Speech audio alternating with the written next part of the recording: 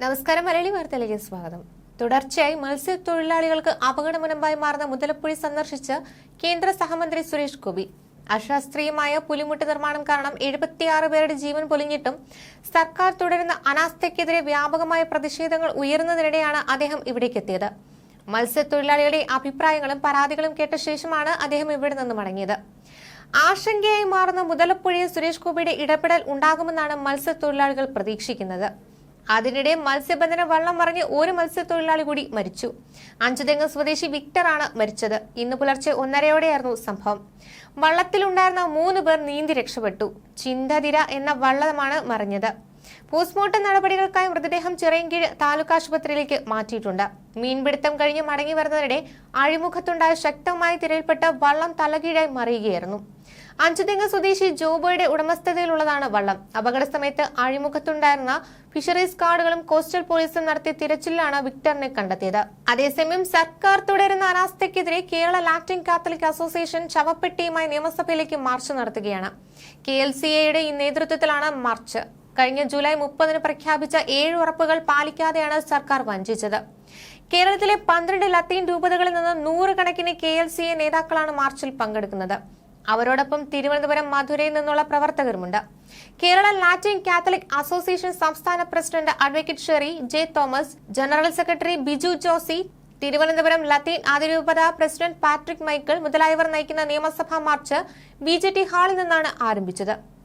2002 ശേഷം 76ഓളം മീൻപിടുത്തക്കാരാണ് അപകടങ്ങളിൽപ്പെട്ട് മരണമടഞ്ഞത്.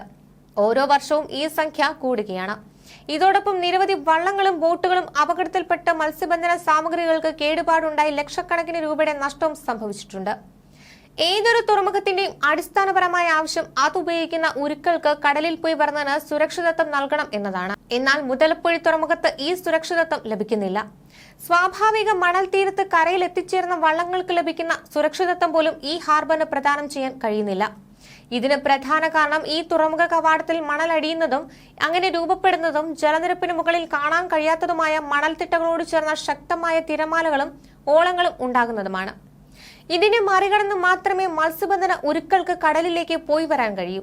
ഈ പ്രശ്നമുണ്ടായപ്പോൾ തന്നെ പരിഹാരം തേടി സംസ്ഥാന തുറമുഖ വകുപ്പ് വിദഗ്ധ പഠനം നടത്താൻ പൂനെയിലെ പ്രശസ്തമായ central water and power research station എന്ന കേന്ദ്ര സർക്കാർ സ്ഥാപനത്തിന്റെ സഹായം തേടിയിരുന്നു.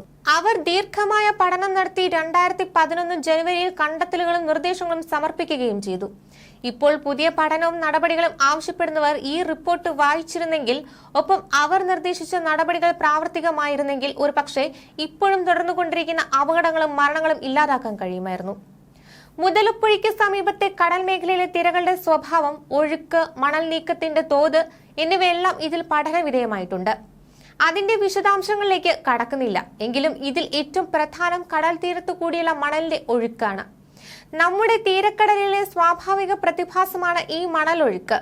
ഇതിന് തടസ്സമുണ്ടാക്കുന്ന നിർമ്മിതികൾ നടത്തുമ്പോൾ മണൽ അടിയുന്നതും തീരം ശോഷിക്കുന്നതും സംഭവിക്കുന്നു. CWPRS പഠനത്തിൽ കണ്ടെത്തിയത് ഇവിടെ മണൽ ഒഴുക്കുന്നതിന്റെ തോത് വളരെ കൂടുതലാണെന്നാണ്. അതിനാൽ തുറമുഖത്ത് കൂടുതൽ മണൽ അടിയുക തന്നെ ചെയ്യുമെന്നും അവർ വ്യക്തമാക്കി. ഇതിന് അവർ പരിഹാരങ്ങളും നിർദ്ദേശിച്ചിരുന്നു. ഫിഷിംഗ് ഹാർബർ സുഗമമായി പ്രവർത്തിക്കാൻ 2 കാര്യങ്ങളാണ് അവർ പറഞ്ഞത്. 1. പുലിമുട്ടുകളുടെ നീളം കൂട്ടുക. 2. മണൽ അടിയുന്ന തെക്കൻ ഭാഗത്തു നിന്നും മണൽ ശേഖരിച്ച് ഹാർബറിന് വടക്ക് തീരശോഷണം ഉണ്ടാക്കുന്ന തീരത്തേക്ക് മണൽ നിക്ഷേപിക്കുക. പുലിമുട്ടിന്റെ നീളം കൂട്ടി നിർമ്മിച്ച് 6 വർഷമാകുമ്പോൾ തുറമുഖ കവാടത്തിൽ മണലടിഞ്ഞ് അവിടെ പ്രക്ഷുബ്ധമാകും. അത് സംഭവിക്കാതിരിക്കണമെങ്കിൽ ആദ്യ വർഷം മുതൽ നിരന്തരം അടിയുന്ന ഇടത്തു നിന്നും മണൽ മാറ്റിക്കൊണ്ടേയിരിക്കണം. ഇതിന് സാൻഡ് ബൈപാസിംഗ് എന്നാണ് റിപ്പോർട്ടിൽ വ്യക്തമായി പറഞ്ഞിരിക്കുന്നത്.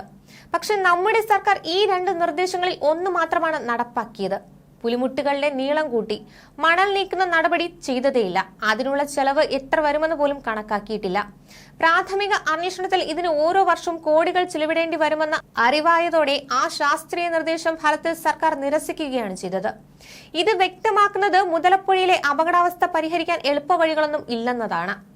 എല്ലാ വർഷവും മണൽ നീക്കം ചെയ്യുന്ന നടപടി ചെയ്തുകൊണ്ടിരുന്നാൽ മാത്രമേ സുരക്ഷിതമായ മുതലപ്പുഴ ഹാർബർ ഉണ്ടാകൂ. ഇവിടെ അപകടമുണ്ടായി കഴിയുമ്പോൾ മാത്രം തിരച്ചിലും രക്ഷാപ്രവർത്തനവും നടത്തി ശാശ്വതമായ പരിഹാരം സാധ്യമല്ല. ന്യൂസ് ഡെസ്ക്, മലയാളി വാർത്ത.